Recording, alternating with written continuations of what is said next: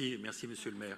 Cette délibération est l'occasion de rendre hommage à cette institution parisienne, il faut bien dire un peu méconnue, la Cité internationale des arts, qui est la plus grande résidence d'artistes au monde. Elle rassemble au cœur de Paris des artistes qui viennent des 4 coins du monde.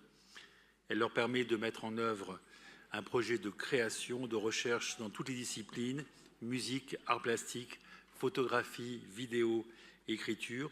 Depuis 60 ans, la Cité internationale des arts accueille des artistes célèbres et a permis de mieux comprendre ce qu'est l'art contemporain aujourd'hui, ses enjeux, son mode opératoire et ce qui préoccupe les artistes. Ce projet est né dans l'esprit d'un peintre finlandais, Snellman, lors de l'exposition universelle de 1937.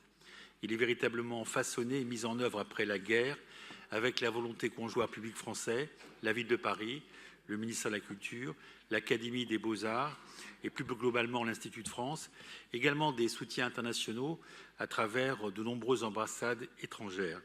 L'idée était de créer une sorte de Villa Médicis en plein cœur de Paris, à quelques dizaines de mètres d'ici, et destinée à accueillir des artistes étrangers désargentés, en mal de logement et d'ateliers pour y vivre et travailler, mais aussi destinée à conforter Paris dans son statut de grande capitale internationale des arts.